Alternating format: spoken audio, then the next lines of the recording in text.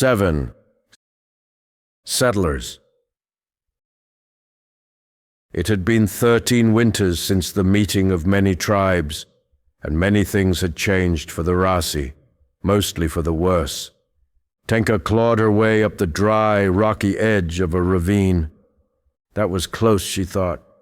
The broken remains of another warrior lay sprawled across the rocks at the bottom, near a shallow stream. She pulled herself over the lip of the ravine and rolled onto her back. The enemy had been a worthy one. She had fought and died honorably, but she had been too predictable, too careless. Tenka had not been in a battle since before her childbearing years. When her time had come to stay at the village and have children, she had only gone on small hunts, close to the village. No battles. Now, 5 summers had gone by and her youngest child had stopped nursing. Her people said a mother's first battle was her greatest test. They had knocked spears and traded cuts, Tenka and the enemy woman.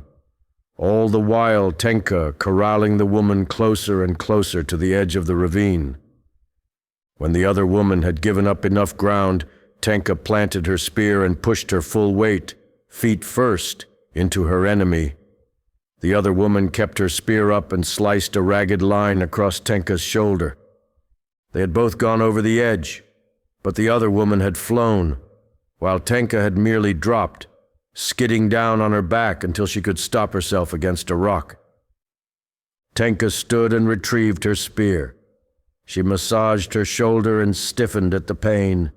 She exhaled slowly and looked down at the wound, more serious than she thought. One of the others would bandage her later. Tenka's fellow warriors waved her up to the top of the bluff, where the fighting had begun. The raiding band had been foolish to attack them there, counting on greater numbers to overcome the downhill advantage. Trying to kill someone standing above you while running uphill? She thought. Foolishness. Even the hairy devil men know that much. Desperation makes people stupid. She joined the other 12 women, all of them alive and mostly whole. Jii looked to be the worst off, bleeding from a deep gash in her thigh. The 2 of them bore the most serious wounds. "All dead or run off," said one of the other women. "We took a few things, not much of value. They are a dying tribe." "Keten Tenka," said one of the women, addressing Tenka by her full name. The woman was called Yaraea, the oldest in the circle. She had seen 30 summers and was a grandmother now. She would not go out with the hunting packs much longer, maybe a few more seasons. But she was not ready to stay at camp with the men, children, and old women just yet. Until that time, she would continue as chief of the hunt. "Can you run?" Tenka nodded. Wounded shoulder or no, she could run all day. "Dare Jii?" asked Uriah. Jii, face full of anger, shook her head. Darji was still young, 20 summers. She had been unable to become pregnant as yet, and worked all the harder to prove herself as a hunter-warrior. She would no doubt complain, despising any appearance of weakness. "I will stay with Jii," Tenka said. "We are close enough. We can walk home without fear. The rest of you go. May the rewards of the hunt be great." Uriah nodded. A couple of the women made sympathetic or annoyed sounds. The breaking of a hunting party was inauspicious. Uriah had little concern for such things, though, and took off at a run, whooping. The others followed, 11 hunters racing over the barren wilderness of the Keptajara. Tenka looked at Jii. If the 2 women stayed at the top of the bluff, they would see the dust cloud made by their fellow hunters for some time. "Bad luck to go on without all 13, said Jii. Tenka nodded. "But worse luck to drag along 2 cripples. Come, let's go upstream and wash our wounds." Together they made their way down the bluff and north along the edge of the ravine, Tenka using her good arm to support Jii's weight.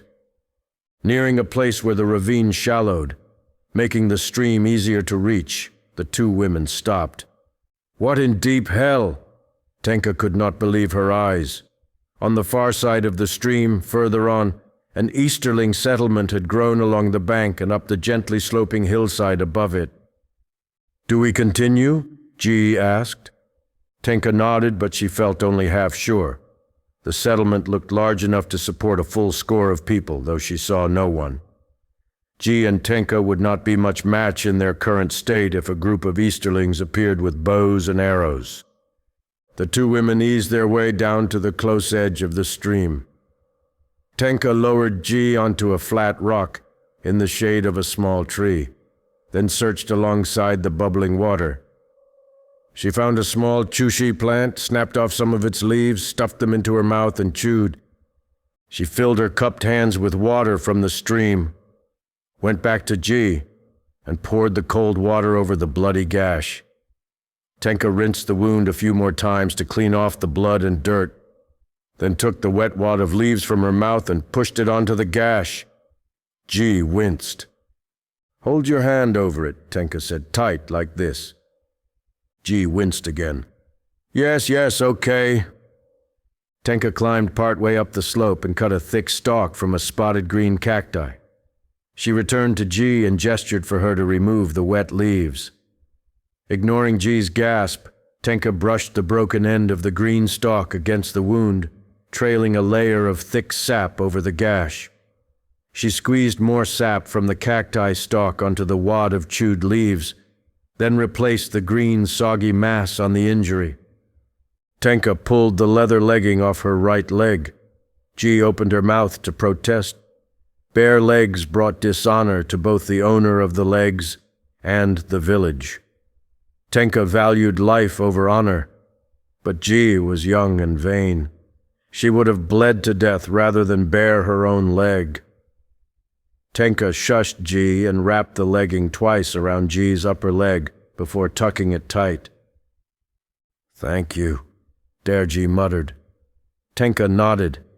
Jii then treated Tenka's wounded shoulder in the same way, using her own leather sleeve to bind the dressing onto the shoulder.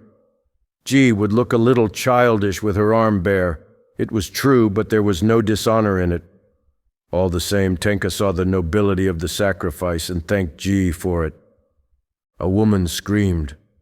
On the other side of the stream, not a spear's throw away, a pack of little children stood gawking at the two warriors. Behind them, running from the settlement, the screaming woman made the kind of noise you would expect from a person being eaten alive by a wild animal. Tenka grabbed Jii by the arm and pulled her up the embankment, away from the stream. Behind them, the woman continued to scream. Then a man's voice shouted. Tenka turned and saw the man holding a bow, nocking an arrow. "Oh, great spirit," Tenka thought. She grabbed Jii under the legs and picked her up off the ground, forcing the young woman to hold on to Tenka like a child holding on to her mother. Tenka moved in something between a walk and a run the rest of the way up the embankment. Her shoulder seared with pain, then gave out as they cleared the top. Both women fell hard. Tenka heard the arrow flit past. She rolled onto her stomach and saw the man run across the stream, calf-deep in water, pulling another arrow from a quiver on his belt. The screaming woman scurried the children back toward the settlement. These women, Tenka thought, these daughters of the East, had they not borne their own children? If they could cross that desert of blood and pain and in the end hold a child in their arms, the fruit of their own body, why did they appear so weak afterward? By all appearances, this one had given birth to a whole pack of children, and yet she made the noise of a child herself. She did not even carry a weapon. Jii lay on the ground panting, eyes closed. She had fallen on her injured side, then rolled onto her back, trapping her spear between body and ground. Tenka looked back at the stream. The man sloshed across the water, coming dangerously close with that Easterling bow. Tenka pulled the strap of her spear up and over her head. She grabbed the atlatl from her belt, stood, hooked the atlatl into the hollowed-out socket on the back end of the spear shaft, pulled her arm back, and flung it forward. The spear shaft flexed and thrummed as it glided. The man knocking the next arrow did not even see the spear. The sharp metal point drove into his soft belly, followed by a full third of the shaft, thrusting the man back and pinning him to the ground. The string of his bow thwopped as he fell, and the arrow flew sideways into the sky.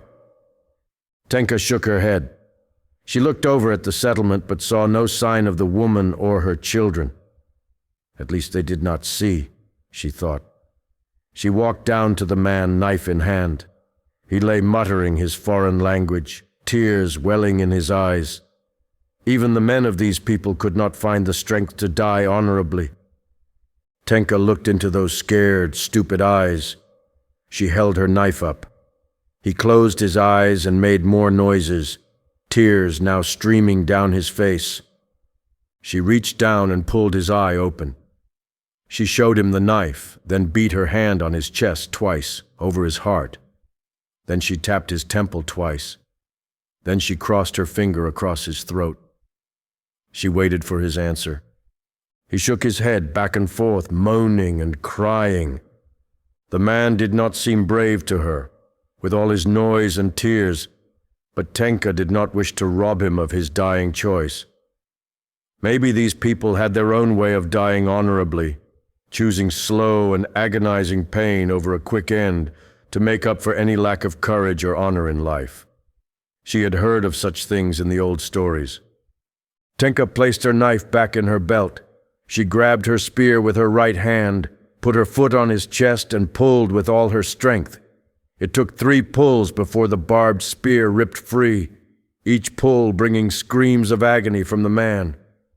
She found a strange kind of admiration for him, choosing to feel the excruciating pain of the spearhead pulled out and in and out of his gut, rather than having his enemy give him an easy death. Maybe she had misjudged him. Tenka wiped her spear across a clean section of the man's shirt and looked him over to see if he had anything worth taking. He wore a kind of fabric leggings that were sewn to his breechcloth in the Easterling fashion. His shirt was ruined, but the shoes were good, and his leggings could replace hers as a binding for Jii's wound. She stripped off the shoes and leggings, and also took the man's bow and arrows. They could be added to the collection in her village. He had a large knife tucked into the belt of his breechcloth leggings. She thought about taking the knife as well, but instead she dropped it on the dirt next to him. Maybe he would change his mind when he had suffered long enough. She walked back to Jii. The young woman stood now, eyes closed and teeth clenched, using her spear to take the weight off her bad leg. Tenka slid her good arm under Jii's armpit and around her back. Jii put her weight on Tenka, and both women reslung their spears over their shoulders. They walked on. During the heat of the south sun, the 2 women camped by another stream, which would lead them to the Lum Sitai, the river which would lead them home. Under a stand of giant leafed sun palms, they ate smoked meat and scrub fruit, and drank water mixed with crushed chumskaya. They washed and redressed their wounds, then took turns sleeping in the shade under a cloudless and scorching sun.